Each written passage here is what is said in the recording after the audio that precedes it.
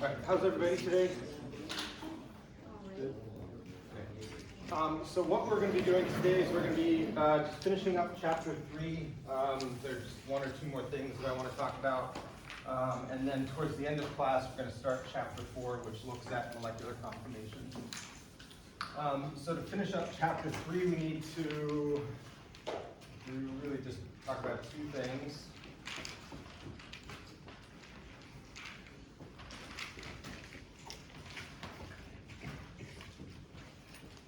First is to name organic halides.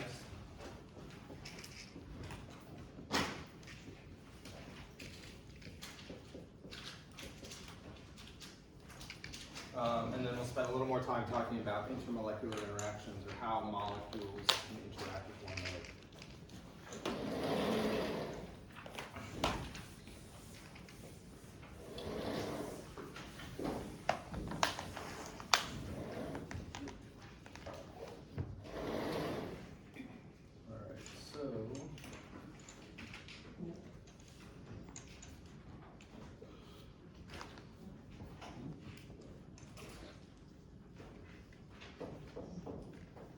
Right, so the trick naming organic halides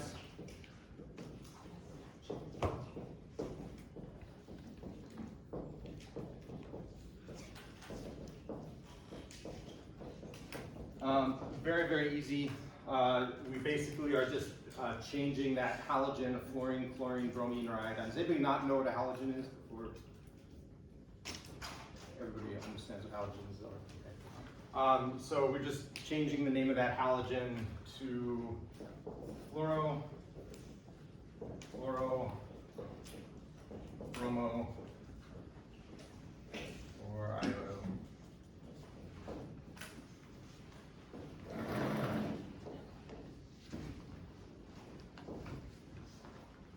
Right, so if I had a molecule that looked like this would be 1 fluoro. Okay. All right, so really, really easy. All you have to do is just identify the halogen, position that it's in, and insert that into the name. All right, so knowing that, see if you can come up with a name for this molecule here.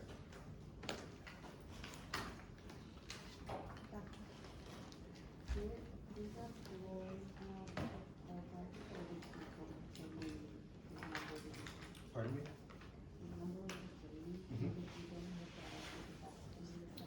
Yep. Yes.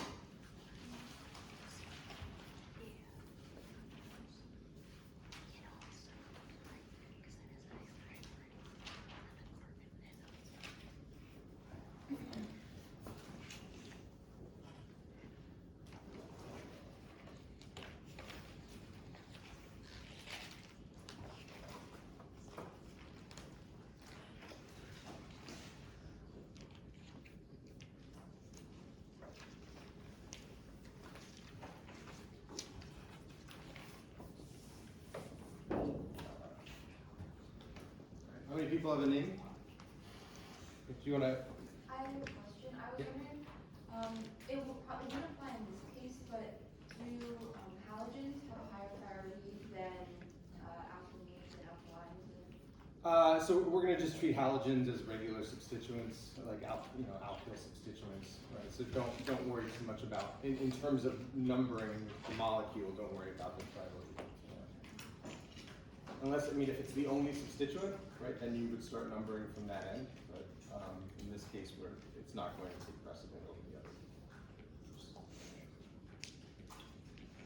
questions? Anybody want to offer a name that they came up with? Yeah. 6-fluorohexafluoride. Okay, so 6. So let's number 1, 2, 3, 4, 5. Right. So it's a 5-carbon chain. Right. We know that there's one substituent, right, and then 2 functional groups. So we have the fluoride or fluorosubstituent, and we have an alkyne, and we have a ketone. So when we name this, we'll name the substituent, so 5-fluoro.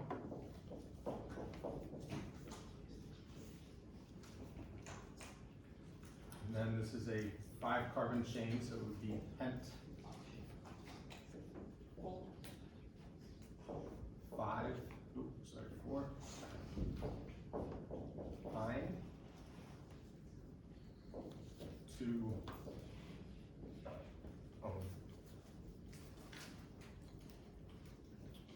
Question? Why would you not start numbering from the other side? Because the ketone is the highest priority group, functional group in this molecule. If I gave this to you on an exam and you started numbering from the alkyne, I'd give you full credit. Right? Because here it's not clear, right? There's a functional group closer to the other end, right? But here the ketone takes priority. You wouldn't necessarily know that. So as long as you're putting everything in the right position, then I'd be fine if you numbered from the right. So for some of the loss, maybe a number that's priority, I guess. Like, are the functional groups always going to have higher priority than the number of bonds for the substituent itself? Yeah. So the whenever we name, so the 4 functional groups that we went over on Wednesday, aldehydes, ketones, alcohols, and amines. All 4 of those are going to have a higher priority than alkenes and alkynes and halogens, right? So when we name the molecule, that aldehyde or the one, that's always going to be at the end of the molecule, right? And if there's an alkene or an alkyne, that's going to be right before the one or the all or the amine or whatever. So does that make sense? Other questions? Okay, so halogen's really easy, right? We're just using the halogen name basically and putting an O at the end, and then just making sure we're identifying the positional number. Okay. Any questions about nomenclature? That's going to take us to the end of naming. Okay. As we go through the other functional groups, we'll introduce names. But at that point, I'm not going to be testing you on specific IUPAC nomenclature there. Why do you drop the E from the Y and E? Yeah, so whenever if we have an alkyne or an alkene, if that's not the end of the name, then we drop the E from that suffix. Okay, so if that was an alkene, right, we would say for ene, just en hyphen 2.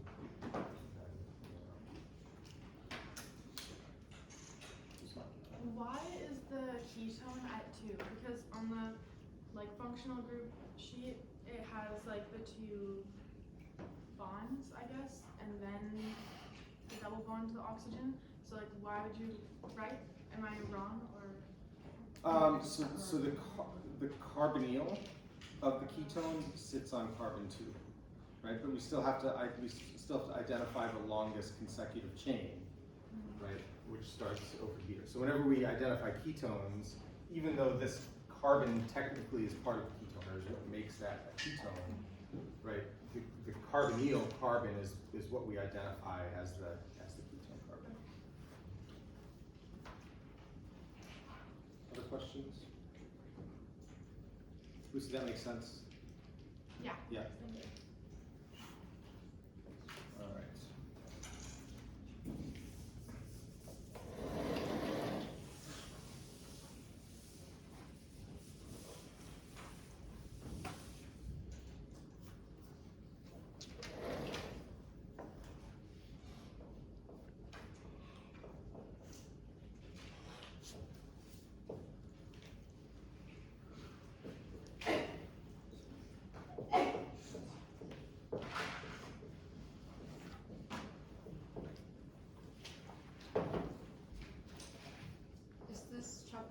Or still chapter? This is still chapter 3.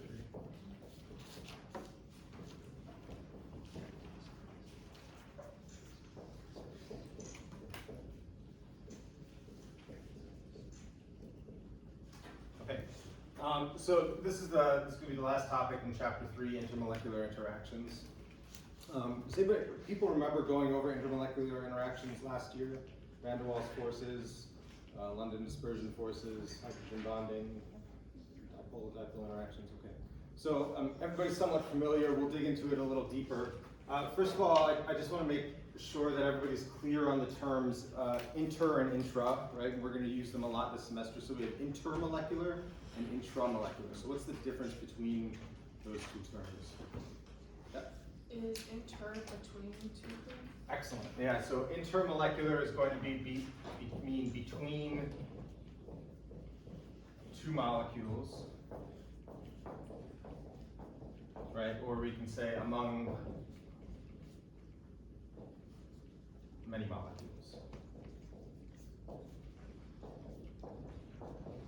Right, so when we're talking about intermolecular interactions, we're talking about a molecule over here interacting with a molecule over here. So we have two separate molecules and those two are interacting with each other. Or intramolecular interactions, yeah.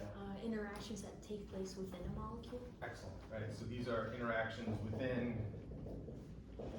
one molecule.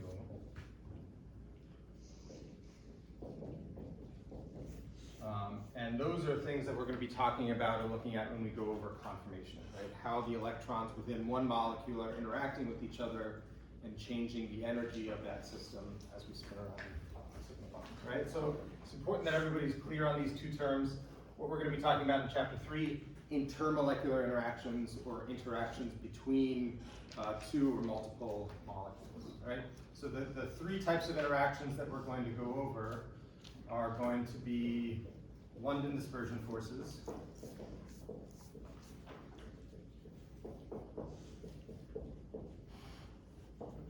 dipole interactions or polar interactions,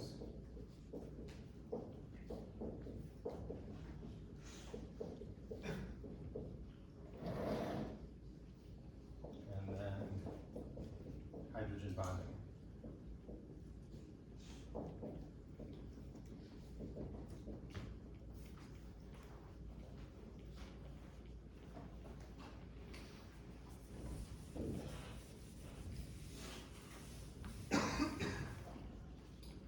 Among these three, these first two qualify as Van der Waals forces.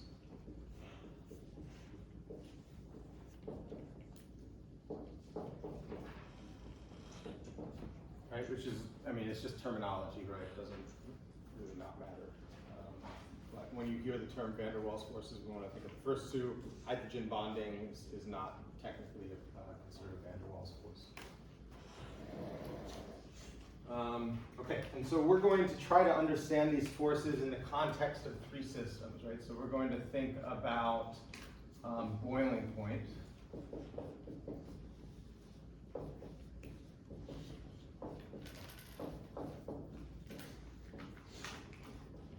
Right, or the temperature at which a substance changes from a liquid to a gas, right, boils, vaporizes. We're going to also think about solubility. And then finally, we're going to talk about chromatography.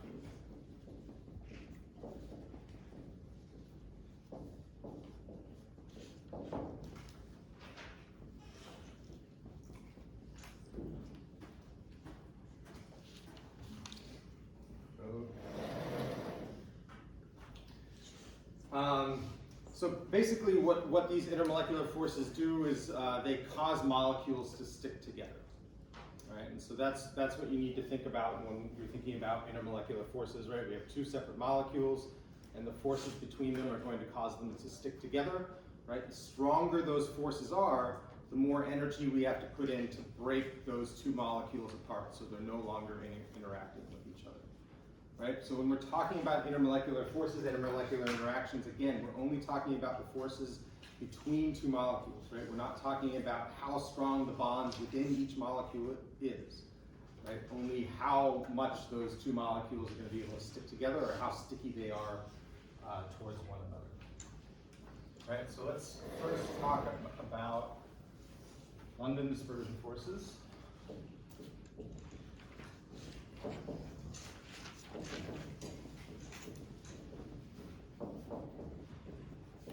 Right, we'll just abbreviate this LDF.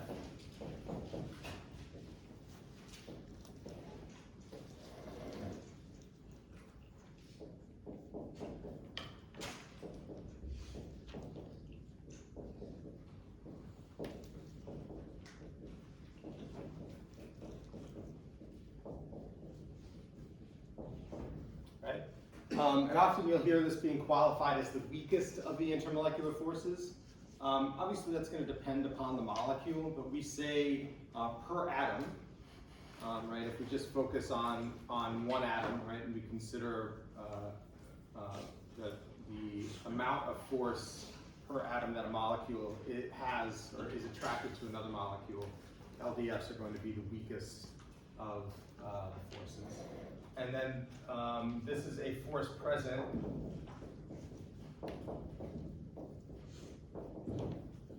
between all molecules, no matter the functionality.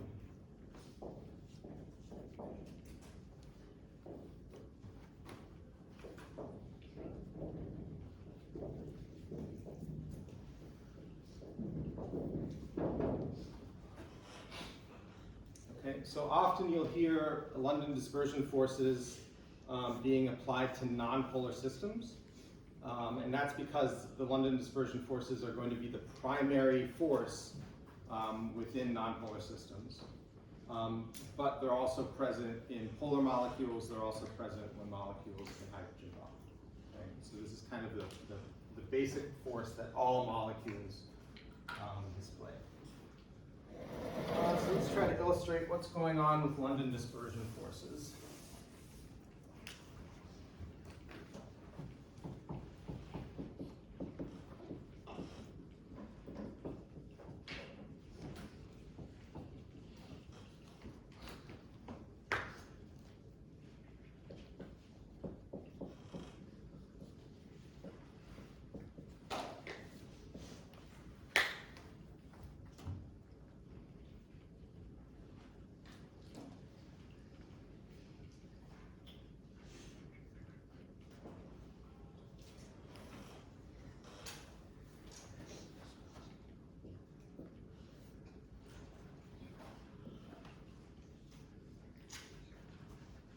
Okay, so we're going to talk about boiling point. I'm going to use hexane as an example in this system. So the boiling point of hexane is going to be 69 degrees Celsius.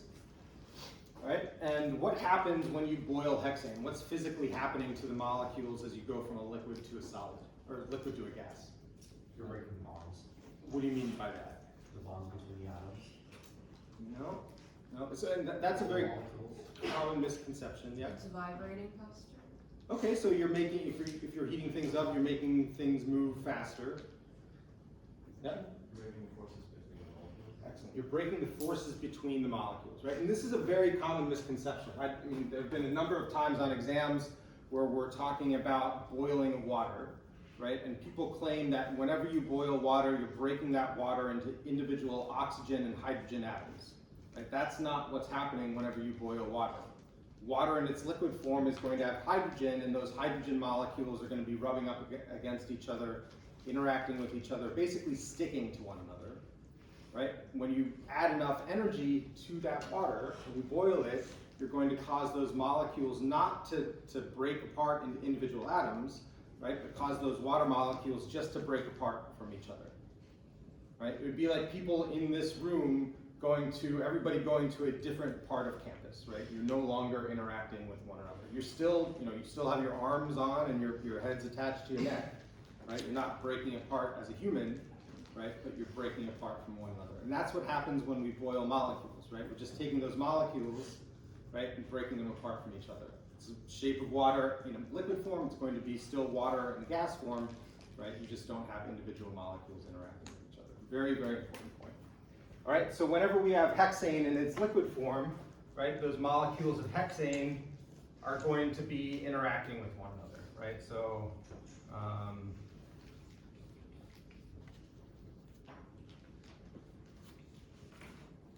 right, well, I'm just drawing, random six carbon chains and just showing how they are right next to each other, right? Once we boil them, once we get above that 69 degrees Celsius, right, now those 6-member chains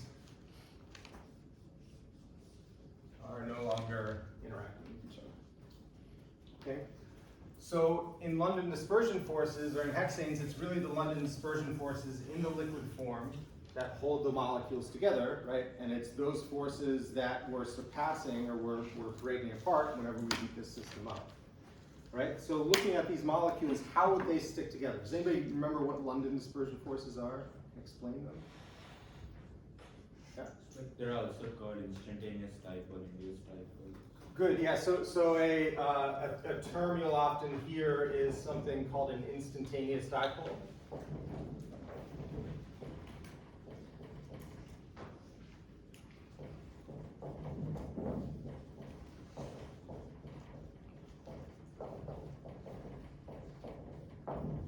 Right. And I'll add it's instantaneous but temporary.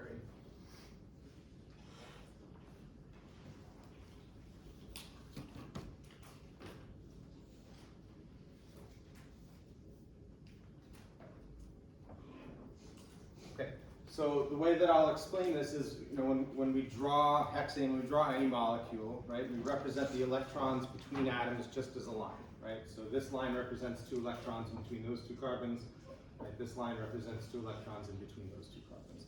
We're not specifying where those electrons are, and in nonpolar bonds, right, we say that those electrons are being equally shared between the 2 atoms, right? So they're spending, right, these 2 electrons here, they're going to be spending about the same amount of time around this carbon as they will around that carbon, right? So on average, they're being shared equally between those 2 carbons. If we were to physically stop time and take a picture of this molecule, right, at any one time, let me get my 6 carbons in here. All right, draw my sigma bonds. 2, 3, 4, 5. Right, so those are my 6 carbons, my 6 sigma bonds. So at any one time, right, if I were to stop time, take a picture, right, say at this time, where I stop time, right, at this time the 2 electrons in this bond are closer to this carbon, right, and maybe in this bond, right, they're closer to that same carbon. Maybe you come over here, right, they're maybe equally shared between the 2 carbons. Over here, maybe they're closer to 1. Right, and over here, maybe they're closer to 1.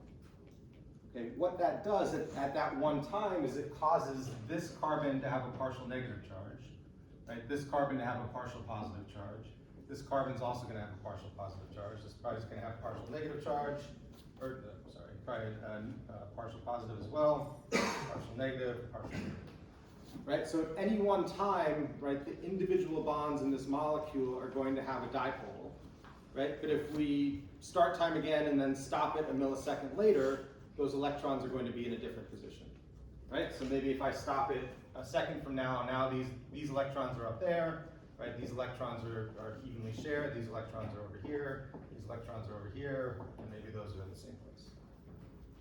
Right, so at any one time there are going to be these instantaneous dipoles, but they're fleeting. They're going to go away immediately because those electrons are constantly moving around. Okay, but whenever that bond is polarized, for that one instant, it's going to be able to interact with another polarized bond in another molecule. Right, so the polarity of these bonds is constantly changing. Right, so it's not staying the same. On average, it's nonpolar, but at any one time, we're going to find the electrons closer to one atom, farther away from the other atom, so there's going to be this short temporary dipole. Right, and when you have a bunch of those on a molecule, right, that's going to cause the molecule to stick together. Okay, questions about that? Does that mean the larger size of the molecule, the stronger the forces? Good, yeah. So let's take a look at that trend.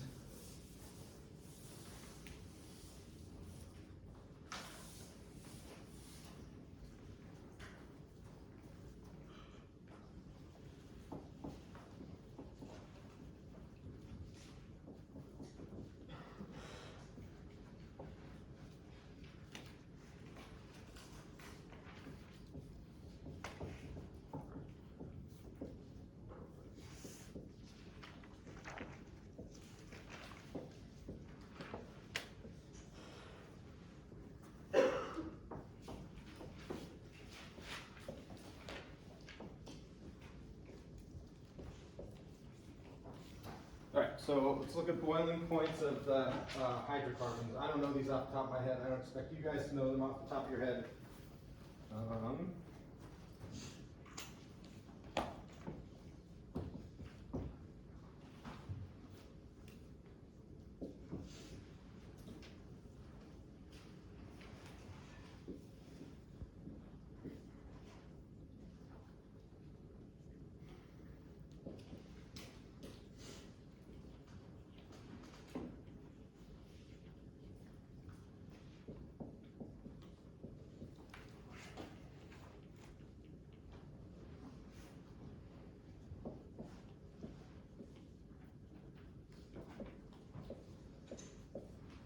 So here's the trend that we see. Okay, so methane has a boiling point of -162, so really cold, right? So at room temperature, methane is a gas. Yeah. If we were to freeze it down to -162 C, at that point it would become a liquid. Right? There wouldn't be enough energy to break those individual methane molecules apart. Right? Ethane, higher boiling point, -89. Propane, even higher. Butane, even higher. Right? And pentane, we're up into the positive digits. Okay. So the trend that you see here is that the bigger the molecule, and in this case, the longer the molecule, right, the higher the boiling point, or the stronger the intermolecular forces.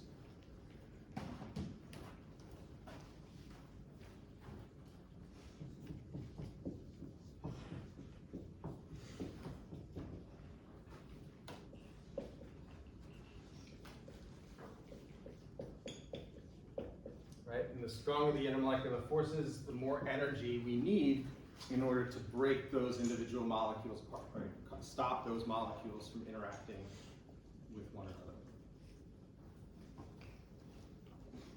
All right, so Landon had said something about how the size of the molecule is going to impact the boiling point. But let me give you an example.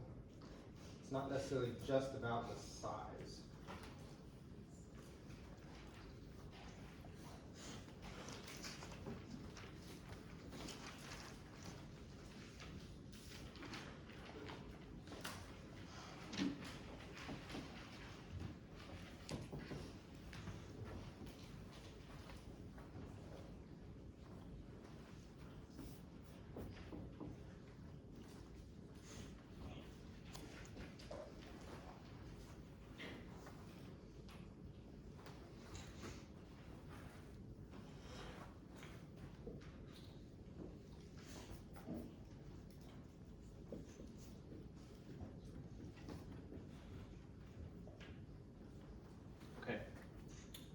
So you can see all the molecules that we drew on the left are going to be straight chain alkanes, right? So N-alkanes, right? Here are two molecules that have the same formula as two of the molecules on the left, but clearly a different boiling point, right? So how many carbons do we have here? What's the formula of this? Good, 5, right? So C5H12, right? Same formula as N-pentane. Okay, this is just 2,2-dimethylpropane, right? The same formula as N-pentane. And you can see the boiling points are pretty different, right? Normal straight chain pentane, boiling point of 36 degrees, right? Much less energy here in order to break the 2,2-dimethylpropane apart. Okay, so we can say that these two molecules being composed of the same atoms are going to be approximately the same size, but clearly a different shape, right? One is a chain, right? The other one is kind of wrapped up in a ball, okay? Down here, this has the same formula as butane, right? So just 2-methylpropane, C4H10, same as butane, C4H10, right? And again, you can see a difference in the boiling point. So the straight chain butane has a boiling point right around 0, so just -1, right? And then 2-methylpropane, boiling point's a lot lower, right? So it's easier to break these molecules apart, right? Harder to get these molecules to stop interacting with each other. So like, aside from like chains and like balls, like how do you determine which is more extinct and which will have a higher? So that's we're gonna get into that, yeah. Right. So what's going on here? Why is, when we say size, why is size not the best adjective to use to describe the difference here. Because when the atoms are closer together, they're interacting more with each other, so therefore they're going to be harder to. Okay, so when the atoms are closer together, they're interacting more with each other. I wouldn't say it's really a trade-off like that. It's a good thought, but yeah. Surface area. Good. Yeah, so here it's really surface area, right? So what you want to do is you want to think of these molecules as having a Velcro, Velcro on the outside of them, right? And they stick together through Velcro. Okay, and so imagine we have a 2 quarter-sized pieces of Velcro, all right? It's going to be pretty easy for everybody in this class to take those 2 pieces of Velcro, stick them together, and then with your own muscle power, pull them apart.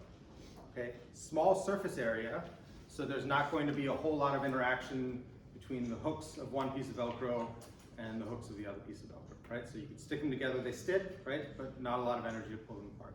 Now imagine you had 2 pads of Velcro that were the size of this table, all right? Imagine sticking them together. How many people in this class think they could actually pull Velcro pads that big apart? Nobody?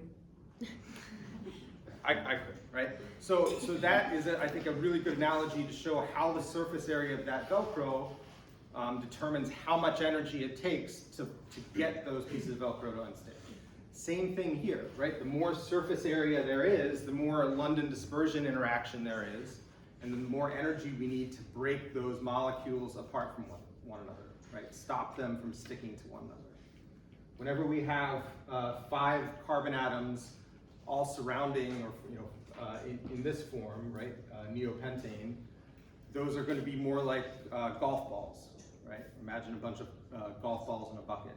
Okay, those golf balls are going to be touching each other, but it's really only a small part of the surface of the golf ball that's actually touching other golf balls, right? Now imagine we had a bunch of straws in a bucket, right? Those straws can align with one another. They can, the surface area contact between the straws is going to be a lot greater.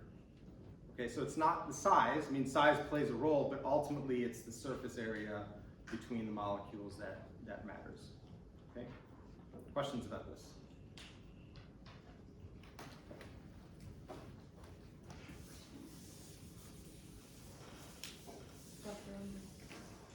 Yeah. With the weaker IS versus stronger IS, is that inter or intramolecular? Oh, never mind. Yeah, Inter, intermolecular forces. Yeah. What if you have a molecule that's both a chain and with a, what's it called? Like, no? You mean functional?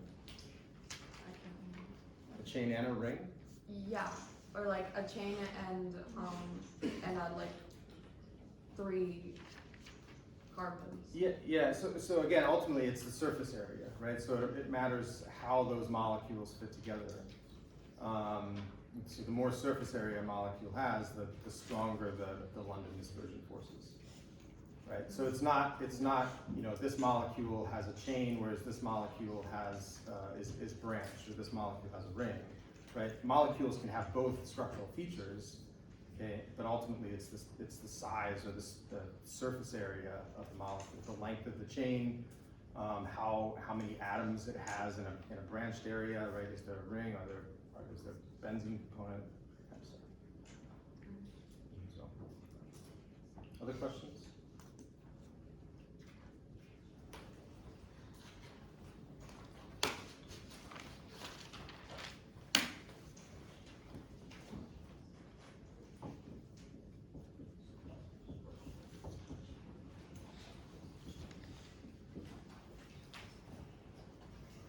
Okay, so polar interactions, so these are going to be interactions between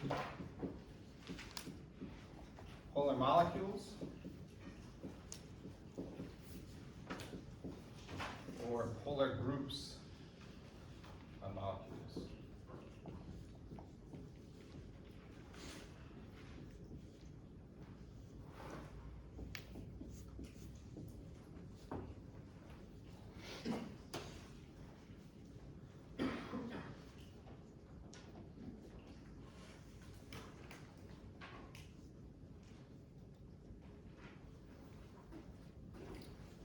And so we say that dipole-dipole interactions in terms of strength, right, per atom, they are kind of in the middle, right? They're not as weak as London dispersion forces, not as strong as hydrogen bonding. Okay? And then obviously the only molecules that can interact with other molecules through polar interactions are going to be molecules that are polar themselves, right, or have polar groups on them. Okay, so things like hexane, that's not going to have dipole-dipole interactions, right? It's only interacting with other hexane molecules through London dispersion forces. Okay, acetone, you know, good molecule. Hopefully everybody can recognize acetone as a fairly polar molecule, right? So this carbonyl, it's going to be polarized towards oxygen, giving oxygen a partial negative charge, and then the carbon a partial positive charge. Okay, when this interacts with other molecules of acetone, right, if we had to say, if we had to draw another molecule of acetone next to this molecule that I've drawn up here already, right, showing that they're interacting with one another, how would I draw that other molecule? Upside down. Excellent. Right, so I could draw another molecule of acetone kind of upside down right next to it, right, showing that the positive part of one acetone, right, is going to be sticking to the negative part of another acetone, right, and then the other atoms also are going to be sticking to one another.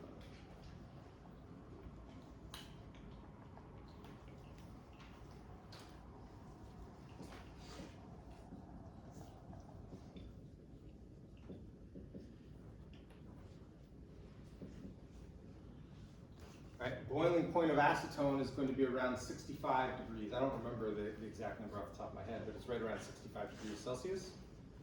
Right, so this is in acetone we have 4 atoms, or 4 main atoms other than hydrogen. Right, and so this is in contrast to if we think about the hydrocarbons that we just went over. Right, we had six carbon chains, right, much bigger chains, much more atoms that had a lower boiling point. Right, because they weren't held together through these dipole-dipole interactions. So these dipole interactions, they're stronger than the London dispersion forces, right? And so they're going to cause higher boiling points, right? Harder for these interactions to be broken in molecules. Okay. Questions about this? Yeah. So you mentioned it's just between polar molecules. Like what about like dipole and just dipole? Yeah, so we're not gonna talk about that too much.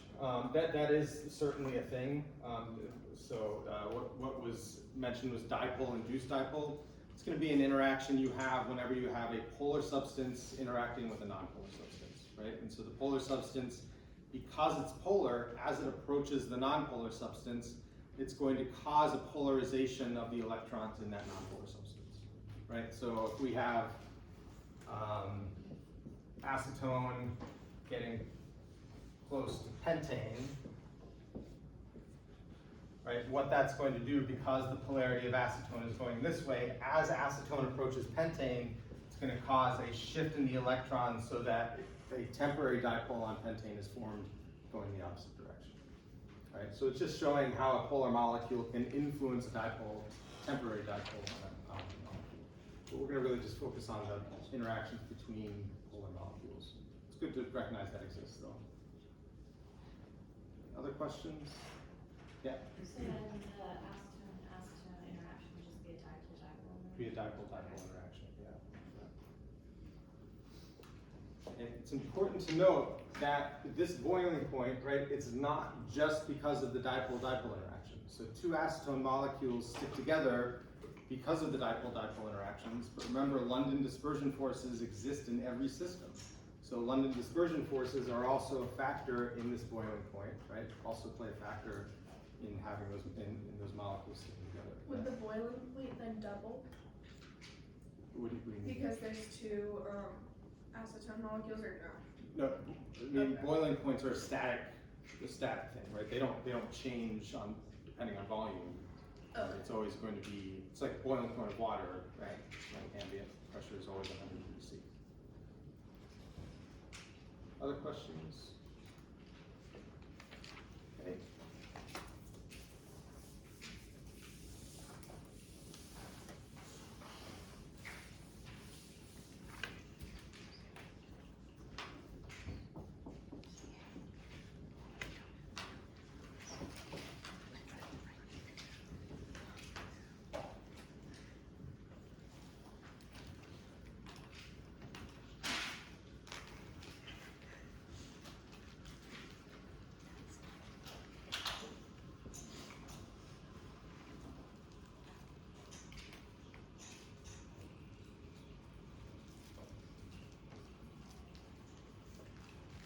All right, so the third intermolecular force that we're going to talk about is a force called hydrogen bonding, and this seems to be a concept that a lot of people get confused on. Of the forces, this is kind of the hardest one to clearly understand, anyway. So hydrogen bonding is going to occur whenever a NH, or let's, yeah.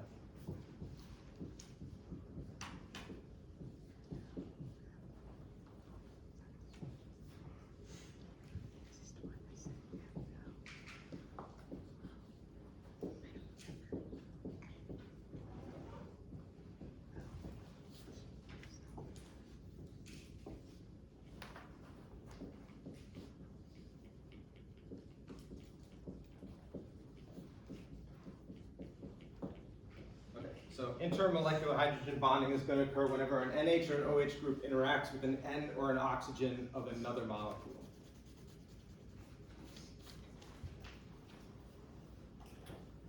So, Wasn't it fluorine too? we're not going to worry about fluoride right now.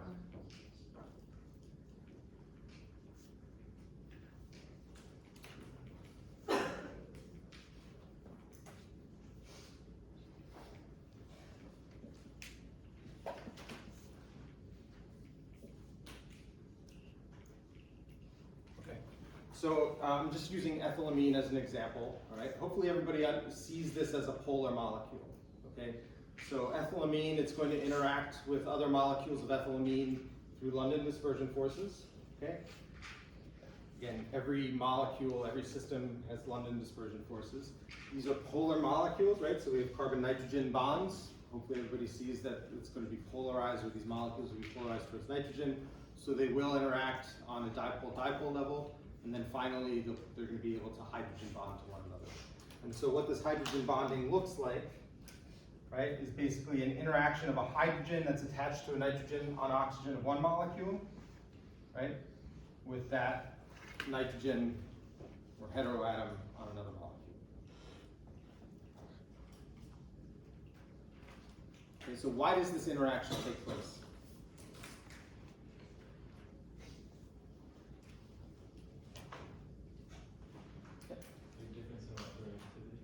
Excellent, yeah, so it's really a difference in electronegativity of the two atoms, right? The heteroatom and the hydrogen, right? So this bond is going to be heavily polarized towards nitrogen, right? Which gives the hydrogen a strong partial positive charge and the nitrogen a strong partial negative charge.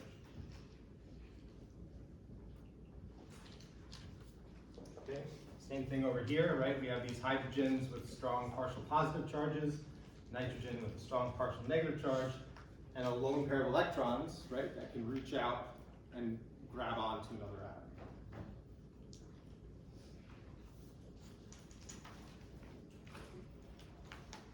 atom.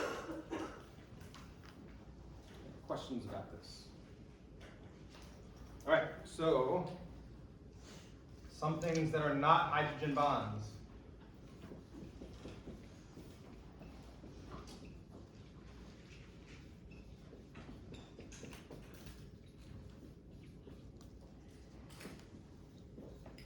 All right, first of all, hydrogen bonding does not involve carbon, right? Carbon is not a factor in hydrogen bonding. Right? The only atoms that are going to be involved are hydrogen, nitrogen, and oxygen. Right? And then fluorine in the case of hydrogen fluoride, right? So, but that's just one example in one system, right? So hydrogen, nitrogen, and oxygen.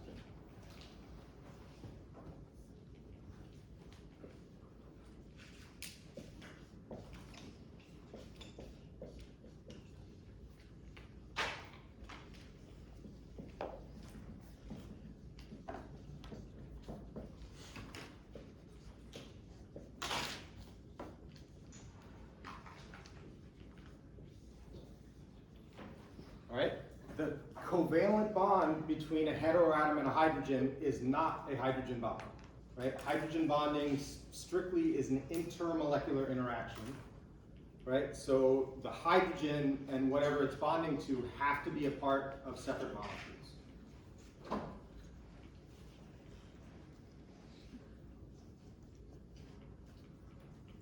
really common mistakes. And then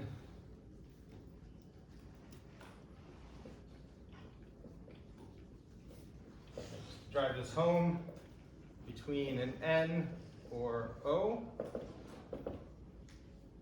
and a hydrogen on an N or O.